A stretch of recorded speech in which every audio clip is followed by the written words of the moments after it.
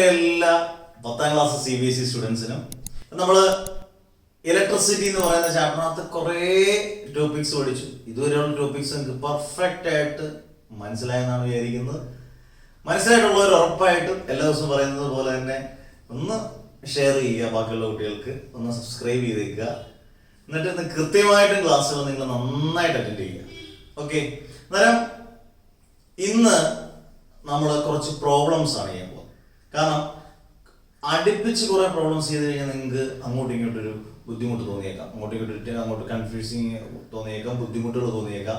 അന്നേരം നമ്മൾ കഴിഞ്ഞ ദിവസം നിർത്തിയ topic resistors in series and parallel, അതിന് മുമ്പേ റെസിസ്റ്റൻസ്, റെസിസ്റ്റിവിറ്റി, ഇതൊക്കെ ചേർത്തുകൊണ്ട് കുറെ പ്രോബ്ലംസ് കൂടെ ചെയ്താൽ പിന്നെ അടുത്തൊരു 2 ക്ലാസ് കൊണ്ടൊക്കെ നമുക്ക് ചാപ്റ്റർ നല്ല പോലെ ഫിനിഷ് ചെയ്യാം. എന്നാൽ നിങ്ങൾ പഠിച്ച് നല്ല സൂപ്പറായിട്ടാണ് ഫിനിഷ് ചെയ്യുന്നത് അല്ലേ? നമുക്ക് ഏറ്റവും കൂടുതൽ വട്ടം പബ്ലിക് എക്സാമിന് ചോദിച്ച, ബോർഡ് എക്സാമിന് ചോദിച്ച ക്വസ്റ്റ്യൻസ് ആണ് ഞാനിപ്പോൾ ഇതിനകത്ത് ചെയ്യിപ്പിക്കാൻ പോകുന്നത്. അന്നേരം ഈസി ആയിട്ട് മനസ്സിലാക്കാം. ഓക്കെ, വാ, റെഡി ആയിട്ട് നല്ല ക്ലാസ്സിലൊക്കെ നല്ല കേട്ട് ഉറങ്ങാൻ നല്ല അടിപൊളിയായിട്ട് പവറായിട്ട് ഇരുന്നാട്ടെ. ഇനി ശ്രദ്ധിച്ചു, ആദ്യത്തെ പ്രോബ്ലത്തിലേക്ക് നോക്കി. ഇഷ്ടം പോലെ വട്ടം ചോദിച്ചേക്കുന്ന ഒരു ക്വസ്റ്റ്യൻ, ഇഷ്ടം പോലെ വട്ടം ചോദിച്ചേക്കുന്നത്.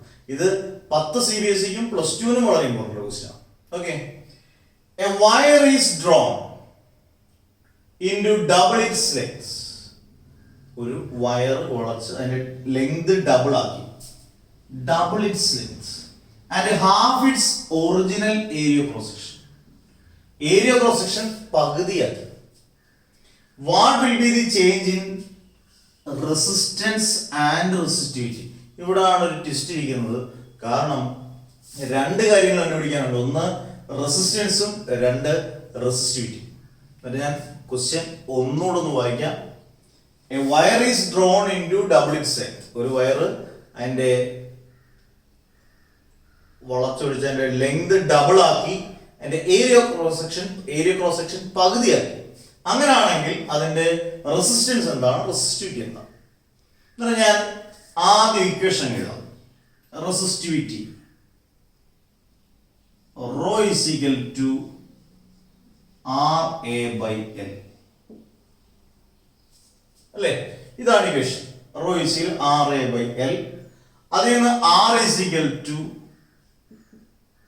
rho L/A അല്ലേ? ഞാൻ കഴിഞ്ഞ ദിവസം ഇങ്ങനെ പറഞ്ഞായിരുന്നു, റോ എന്ന് പറയുന്നത് നിങ്ങൾക്ക് വായിക്കാൻ എളുപ്പത്തിൽ ROW. നിങ്ങൾ അങ്ങനെ പഠിക്കണ്ട, RAW എന്ന് തന്നെ പഠിച്ചു. റോ എന്ന് എഴുതുന്നത് കൃത്യമായിട്ട് ഇങ്ങനെയാണ്. ഞാൻ നിങ്ങൾക്ക് പഠിക്കാൻ റോ ആൻഡ് കോളത്തിന്റെ റോ പോലെ നിങ്ങൾ പറഞ്ഞു തന്നേ ഉള്ളൂ.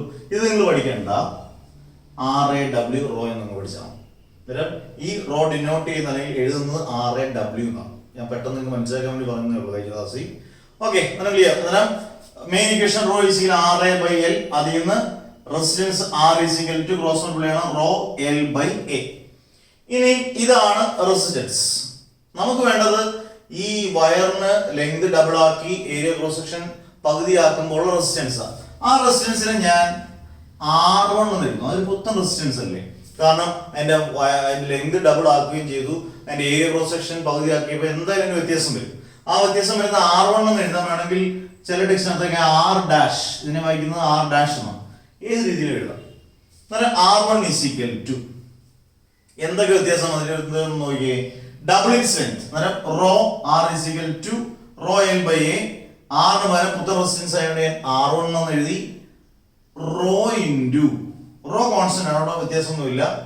ലെങ്ത് ഡബിൾ ആക്കാം, ഡബിൾ ഇറ്റ്സ് ലെങ്ത് ഡബിൾ ആക്കി എന്ന് പറഞ്ഞാൽ സിമ്പിൾ ആയിട്ട് 12 അല്ലേ? ബൈ ഏരിയ പകുതിയാക്കി എന്ന് പറഞ്ഞാൽ A/2 ആക്കി.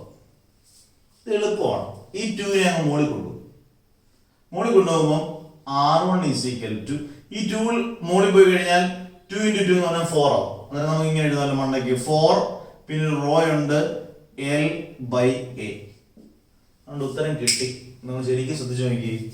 റോ L/A എന്ന് പറയുന്ന ഡിവനല്ലേ എന്തുവാ, R. ഈ റോ L/A സ്ഥാനത്ത് നമുക്ക് R എന്ന് കൊടുക്കാമല്ലോ. R1 is equal to 4R ഉണ്ടോ? എന്നിട്ട് നിങ്ങൾക്ക് സെന്റൻസ് ആയിട്ട് നല്ല വൃത്തിയായിട്ട് ഇങ്ങനെ എഴുതാം. ന്യൂ റെസിസ്റ്റൻസ് ആണ് R1. New resistance will become 4 times 4R എന്നാണ് 4 times the old resistance. New resistance will become 4 times the old resistance. ഇത് വളരെ ഇമ്പോർട്ടൻറ്റ്. അങ്ങനെ പലരും ഇവിടെ വരെ എഴുതി വെക്കും. നമ്മൾ റെസിസ്റ്റൻസ് കണ്ടുപിടിച്ചുള്ളൂ. റെസിസ്റ്റിവിറ്റി എന്ത്?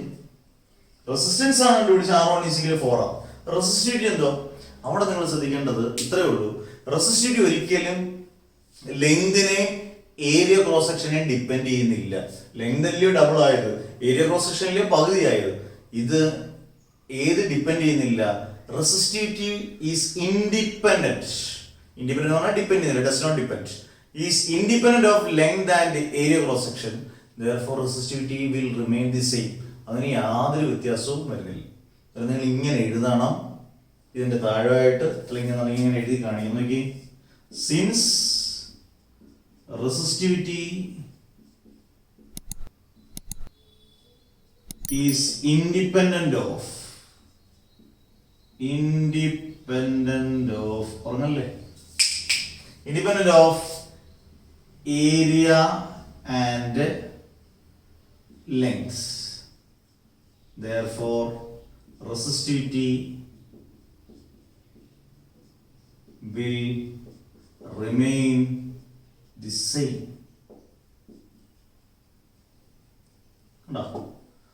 ഇങ്ങനെയുണ്ടോ? അന്നേരം ഇത് വളരെ വളരെ വളരെ വളരെ ഇമ്പോർട്ടൻറ്റ്, ഏറ്റവും കൂടുതൽ ചോദിച്ചേക്കുന്ന ഒരു ക്വസ്റ്റ്യൻ. അന്നേരം ബോർഡ് എക്സാമിന് ഇനിയും ഈ ക്വസ്റ്റ്യൻ ചോദിച്ചാൽ അടിപൊളിയായിട്ട് ഉത്തരം എഴുതില്ലേ? ഓക്കെ, വാ അടുത്ത ക്വസ്റ്റ്യൻ അല്ലേ. ഓക്കെ, അന്നേരം ഒരു പ്രോബ്ലം നിങ്ങൾ കംപ്ലീറ്റ് ആയിട്ട് നല്ല അടിപൊളിയായിട്ട് പഠിച്ചു. അടുത്ത പ്രോബ്ലത്തിലേക്ക് കയറാം. ഇത് കുറച്ചൊരു എളുപ്പമാണ്, പക്ഷെ പ്രീവിയസ് ഇയർ ക്വസ്റ്റ്യൻ പേപ്പറാണ്. ശ്രദ്ധിച്ചേട്ടോ. A cylinder of a material 10 centimeter long, ഓരോന്നും ശ്രദ്ധിച്ചോണം, and it has a cross section of 2 centimeter square. എന്ന് പറഞ്ഞാൽ സെന്റിമീറ്റർ സ്ക്വയർ അല്ലെങ്കിൽ മീറ്റർ സ്ക്വയർ എന്നൊക്കെ പറഞ്ഞാൽ ഏരിയ ആണ്. സെന്റിമീറ്റർ എന്ന് പറഞ്ഞാൽ ലെങ്ത് ആണ്. If it's resistance along the length B 20 ohm, unit വെച്ച് നമുക്ക് പറയാൻ പറ്റും അതിന്റെ ഏതാണ് അതിന്റെ ലെറ്റർ എന്നുള്ളത്. ഓം എന്ന് പറഞ്ഞാൽ ഏതിന്റെ യൂണിറ്റ്? റെസിസ്റ്റൻസിന്റെ. അന്നേരം 20 ohm എന്ന് പറഞ്ഞാൽ റെസിസ്റ്റൻസ് ആണ്, അല്ലെങ്കിൽ തന്നെ പറഞ്ഞിട്ടുണ്ട് റെസിസ്റ്റൻസ് ആണെന്ന്. What will B it's resistivity? ഇതിനകത്ത് ഇതിന്റെ പ്രോബ്ലത്തിന്റെ ഒരു പ്രത്യേകത, ഇതിനകത്ത് എല്ലാ വാല്യൂസും തന്നിട്ടുണ്ട്. പക്ഷെ ശ്രദ്ധിക്കേണ്ട 1-2 കാര്യങ്ങളുണ്ട്. അന്നേരം നമുക്ക് ആദ്യം ഇക്വേഷൻ, റെസിസ്റ്റിവിറ്റി കണ്ടുപിടിക്കാനുള്ള ഇക്വേഷൻ ഇപ്പൊ നമ്മൾ പറഞ്ഞ റോ ഈസ് ഈക്വൽ ടു, ഈ ലെറ്റർ മനസ്സിൽ പറയാൻ വിട്ടുപോയത്, rho is equal to equation എല്ലാം നല്ല അടിപൊളിയായിട്ട് തന്നിരിക്കണം. സൂപ്പറായിട്ട്. Rho is equal RA/L. ഇനി തന്നേക്കുന്ന ഞാൻ അങ്ങ് എഴുതുകയാണ്. R എന്ന് പറയുന്നത് എത്ര? 20 ohm. ഓക്കെ, A എന്ന് പറയുന്നത് എത്രയാണ്? 2 centimeter square. നല്ല വൃത്തിയായിട്ട് ഇതെല്ലാം എഴുതി, 2 centimeter square. L എന്ന് പറഞ്ഞാൽ എത്രയാണ്? Length 10 centimeter. കണ്ടോ? ഇത് തന്നെ എഴുതുമ്പോൾ എന്ത് ഐശ്വര്യം. നിങ്ങൾ താഴെ എഴുതി പോവാവുള്ളൂ. ഞാൻ ഇപ്പം ചെയ്യാൻ വേണ്ടി കാണാൻ വേണ്ടി ലൈൻ ഇട്ട് എഴുതുന്നേ ഉള്ളൂ. നിങ്ങൾ താഴെ എഴുതി പോകും. ഒരിക്കലും മാർജിനിൽ കൊണ്ടുവന്ന് എഴുതരുത്, അവരെല്ലാം വെട്ടിക്കളയും, അധ്യാപകർ നോക്കത്തേ ഇല്ല. മാർജിനിൽ നമ്മൾ എക്സ്ട്രാ വർക്കുകൾ മാത്രമേ ഉള്ളൂ മാർജിൻ ചെയ്യാവുള്ളൂ കേട്ടോ. അന്നേരം ഇത്രയും കാര്യം ക്ലിയർ ആയല്ലോ. റോയ്സിൽ RA/L, RAL എഴുതി. ഇനി നമുക്കൊന്ന് സബ്സ്റ്റിറ്റ്യൂട്ട് ചെയ്യാം. റോയ്സിക്കൽ ആറിന് പകരം നമുക്ക് 20, എന്ത് സിമ്പിൾ ആണ്. എക്ക് പകരം 2 ബൈ എല്ലിന് പകരം 10. ഇനി 20 into 2, അയ്യേ ഇത്രയേ ഉള്ളൂ, 40 by 10. നിങ്ങൾക്ക് അടുത്ത സ്റ്റെപ്പ് നമുക്ക് ഭയങ്കര ഇഷ്ടപ്പെടും. കാരണം അറിയാം, വെട്ടി കളിക്കാൻ എല്ലാവർക്കും എപ്പോഴും ഇഷ്ടമാണ്. 0 വെട്ടി. 4/1 എന്ന് പറഞ്ഞാൽ 4. അത്രയും മാത്രം എഴുതിയാൽ മതിയോ? അന്നേരം നമ്മൾ ശ്രദ്ധിക്കേണ്ട ഒരു കാര്യം, ഇതിനകത്ത് വളരെ ഇമ്പോർട്ടൻ്റ് ആയിട്ട് ഞാൻ ഈ പറയുന്ന കാര്യം ശ്രദ്ധിച്ചോണം. റെസിസ്റ്റിവിറ്റിയുടെ യൂണിറ്റ് ഓം മീറ്റർ ആണ്. പക്ഷെ നമുക്ക് ഇതിനകത്ത് എല്ലാം തന്നേക്കുന്നത് സെന്റിമീറ്ററിലാണ് ഓരോ ഡേറ്റ് തന്നേക്കുന്നത്. അന്നേരം നിങ്ങൾ എഴുതേണ്ടത്, ആദ്യം എഴുതേണ്ടത് 4 ohm centimeter എന്ന് എഴുതുക. ഓക്കെ, പക്ഷെ മീറ്ററിലോട്ട് കൺവേർട്ട് ചെയ്ത് എഴുതുന്നതാണ് എപ്പോഴും കറക്റ്റ്. സ്റ്റാൻഡേർഡ് യൂണിറ്റ് എപ്പോഴും മീറ്റർ ആണ്. എന്നാലും എന്താ, സെന്റിമീറ്ററിനെ metre ആക്കണമെന്നുണ്ടെങ്കിൽ divide by 100. 4 divided by 100 എന്ന് പറഞ്ഞാൽ 0. അന്നേരം ഇങ്ങനെ എഴുതിക്കോ, റോ ഈസ് ഈക്വൽ ടു 4/100 എന്ന് പറയുമ്പോൾ 0.04 ഓം. ഞാൻ ഇതിൽ അങ്ങ് എഴുതുകയാണ്, ഇങ്ങനെ എഴുതുന്നതിനെ 4 ഓം സെന്റിമീറ്റർ അല്ലെങ്കിൽ ഓം മീറ്റർ. കണ്ടോ? അന്നേരം നമ്മള് സെന്റിമീറ്റർ, ഇവിടെ വളരെ ശ്രദ്ധിക്കണം, ഓം സെന്റിമീറ്റർ എന്ന് ഞാൻ എഴുതി, 4 ഓം സെന്റിമീറ്റർ എന്ന് എഴുതി. എന്നിട്ട് ഞാൻ ഇതിനെ എങ്ങോട്ട് കൺവേർട്ട് ചെയ്തു? മീറ്ററിലോട്ട് കൺവേർട്ട് ചെയ്യുമ്പോൾ /100 ചെയ്തു. അന്നേരമാണ് 0.04 ഓം ഏതായി? മീറ്റർ. ഇപ്പൊ നിങ്ങൾക്ക് 2 മാർക്ക് അല്ലെങ്കിൽ 3 മാർക്ക് ഫുൾ മാർക്ക് കിട്ടും. ഒരു മാർക്ക് പോലും നിങ്ങൾക്ക് കുറയത്തില്ല. അതായത് ഇത് ഈസി ആണെന്ന് വിചാരിക്കും, ഇവിടെ വരെയൊക്കെ ഈസിയാണ്. ഇവിടെ നമ്മൾ ചെയ്യുമ്പോൾ അത് കറക്റ്റായിട്ട് യൂണിറ്റ് എഴുതണം. യൂണിറ്റ് കൺവേർട്ട് ചെയ്ത് സെന്റിമീറ്റർ കൺവേർട്ട് ചെയ്ത് മീറ്റർ ആണ്. ക്ലിയർ? 2 പ്രോബ്ലം സ്ഥിരമായിട്ട് ചോദിക്കുന്ന പ്രോബ്ലം. അടുത്ത വളരെ വളരെ ഇമ്പോർട്ടൻറ്റ് പ്രോബ്ലം, സ്ഥിരമായി ചോദിക്കുന്ന പ്രോബ്ലം, അത് resistors in series and parallel. അതുകൂടെ ചെയ്യും. ഓക്കെ, ബോറടിച്ചില്ലല്ലോ? ഓക്കെ, ബോറടിക്കാൻ ശ്രദ്ധിച്ചിരിക്കണം. പ്രോബ്ലം ആണ്, ഒരു കുഴപ്പമില്ല, ഈസി ആയിട്ട്. അടുത്തതിലേക്ക് നമ്മുടെ അടുത്ത പ്രോബ്ലം നമ്മൾ കഴിഞ്ഞ ദിവസം പഠിച്ച resistors in series and parallel. ഇത് എനിക്ക് തോന്നുന്നൊരു 10 തവണയെങ്കിലും ബോർഡ് എക്സാമിന് ചോദിച്ചൊരു ക്വസ്റ്റ്യൻ ആയിരിക്കും. മിനിമം 10 തവണയെങ്കിലും ചോദിച്ചൊരു ക്വസ്റ്റ്യൻ ആണ്. സെയിം വാല്യൂ ഉൾപ്പെടെ സ്ഥിരമായിട്ട് ചോദിക്കുന്ന ക്വസ്റ്റ്യൻ. അന്നേരം വളരെ വളരെ വളരെ വളരെ വളരെ ഇമ്പോർട്ടൻറ്റ്. ഓക്കെ, അന്നേരം നമുക്ക് നോക്കാം. What is the highest lost, highest A, highest B, lowest resistance that can be secured by combining 4 coils of resistances. 4 resistance തന്നിട്ടുണ്ട്, കൃത്യമായിട്ട് എഴുതെഴുതുമ്പോൾ തെറ്റരുത്. 4 ഓം, 8 ഓം, 12 ഓം, 24. അന്നേരം 4 റെസിസ്റ്റൻസ് തന്നിട്ടുണ്ട്.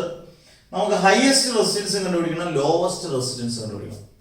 വളരെ സിമ്പിൾ ആയിട്ട് കണ്ടുപിടിക്കാം. എപ്പോഴും നിങ്ങൾ ഓർത്തിരിക്കേണ്ട ഒരു ടിപ്പ് പറഞ്ഞുതരാം. ഹയസ്റ്റ് റെസിസ്റ്റൻസ് എപ്പോഴും കിട്ടുന്നത് ഏതിലായിരിക്കും? സീരീസിലായിരിക്കും. കാരണം എന്താ?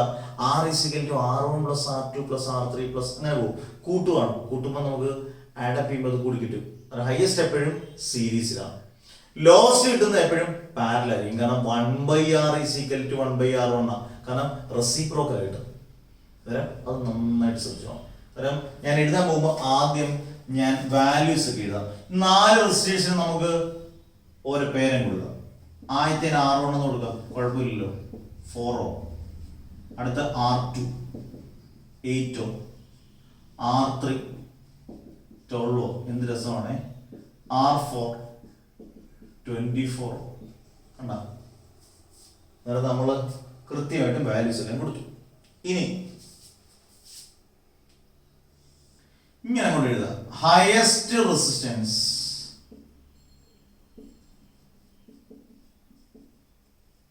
is obtained in series.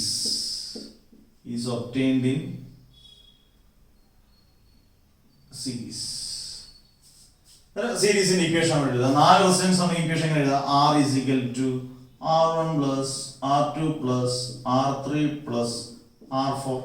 3 ഉള്ളായിരുന്നെങ്കിൽ R1 + R2 + R3 എഴുതായിരുന്നു. ഇത് 4 ഉള്ളപ്പോൾ R R1 + R2 + R3 + R4. ഇനി അങ്ങോട്ട് സബ്സ്റ്റിറ്റ്യൂട്ട് ചെയ്താൽ മതി. R = 4 + 8 + 12 + 24. 4 + 8 + 12 + 24. കാൽക്കുലേറ്റർ വേണോ? ഒരു സിമ്പിൾ ആയിട്ട് ചെയ്യാൻ മതിയുള്ളൂ. 4 + 8 12, 12 + 12 24, 24 + 24 48. അവിടെ നിങ്ങൾ തെറ്റിക്കാൻ ചാൻസ് ഉണ്ട്.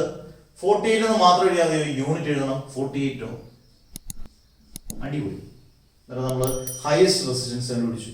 അടുത്ത ലോവസ്റ്റ് റെസിസ്റ്റൻസ്, അവിടെ നിങ്ങൾ തെറ്റിക്കാൻ ചാൻസ് ഉണ്ട്. ലോവസ്റ്റ് റെസിസ്റ്റൻസ് ഇങ്ങനെ തന്നെ നിങ്ങൾ സെന്റൻസ് എഴുതണേ. Is obtained. സീരീസ് ആണോ പാരലലാണോ? ഇത് വളരെ ഇമ്പോർട്ടൻ്റ് ആണ് കേട്ടോ. ഹയസ്റ്റ് റെസിസ്റ്റൻസ് കിട്ടുന്നത് സീരീസിലും, lowest resistance is obtained in parallel. Okay, എന്നിട്ട് നമ്മൾ ഇങ്ങോട്ടങ്ങ് എഴുതുകയാണ്. 1/R = 1/R1 + 1/R2 + 1/R3 + 1/R4. എന്നിട്ട് ഇതിന്റെ എല്ലാ വാല്യൂം കൊടുക്കാം. 1/r ആണ് കേട്ടോ. 1/r is equal to 1/r ന് പകരം 1/4 plus 1/8 plus 1/12 plus 1/24. 1/r is equal to അത് നിങ്ങൾക്ക് കൃത്യമായിട്ട് കിട്ടും. അത് സിമ്പിൾ ആയിട്ട് ചെയ്യാനുള്ളതാണ്. 12/24 കിട്ടും. 12/24. ഇത് 1/r. നമുക്ക് വേണ്ടത് എന്തുവാണ്? ആറാണ് വേണ്ടത്. ആറ്. ചിലർ ഇവിടെ വെച്ച് എഴുതി നിർത്തും. തെറ്റാണ്. കാരണം ഉദാഹരണം പറയാം. ഇപ്പൊ ഇവിടെ 1/r എന്ന് പറയുന്നത് 2/3 ആ കിട്ടി. നമുക്ക് എഴുതേണ്ടത് കണ്ടുപിടിക്കേണ്ട ആറാണെങ്കിൽ r is equal to ഇത് തിരിച്ചു വരും. റെസിപ്രോക്കൽ ആയിട്ട് 3/2 ഓം എന്ന് എഴുതാം. അങ്ങനെയാണെങ്കിൽ നിങ്ങൾ ആലോചിക്കേ 1/r 12/24. അങ്ങനെയാണെങ്കിൽ r is equal to 24/12 തിരിച്ചു വരണമല്ലോ. അന്നേരം r is equal to ഇങ്ങോട്ടങ്ങ് എഴുതാണ്. r is equal to 24/12 എന്ന് പറഞ്ഞാൽ 2 ഓം ആണ്. ഇത്രേ ഉള്ളൂ. അന്നേരം ഇങ്ങനെ എഴുതണം. ഇപ്പോ ഇതിനൊക്കെ ഒരു മാർക്ക് പോലും നിങ്ങൾക്ക് പോകത്തില്ല. കറക്റ്റായിട്ട് ചെയ്തു പോയാൽ. കാരണം ഇന്ന് ഞാൻ ചെയ്യിപ്പിച്ച 3 പ്രോബ്ലം വളരെ വളരെ വളരെ വളരെ ഹെവി മരണ മാസ് ഇമ്പോർട്ടൻറ്റ് ഈസി ആയിട്ട് ചെയ്യാൻ പഠിപ്പിക്കരുത്. ഇനി നിങ്ങൾ നന്നായിട്ടൊന്ന് ചെയ്ത് പഠിച്ചാട്ടെ. അടിപൊളിയാണ്. നമുക്ക് അടുത്ത ദിവസം അടുത്ത ടോപ്പിക്കിലോട്ട് പോവാം.